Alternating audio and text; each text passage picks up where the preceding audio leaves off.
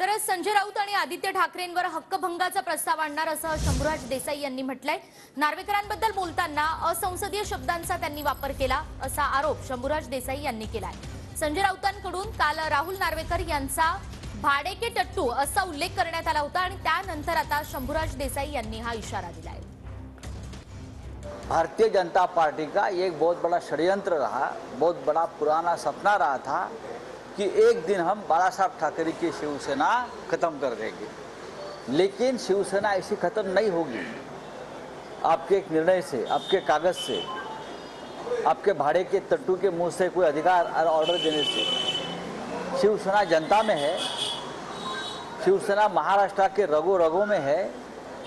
तो आज का जो निर्णय है वो कोई फैसला नहीं है, वो कोई न्याय नहीं है, वो एक षड्यंत्र है।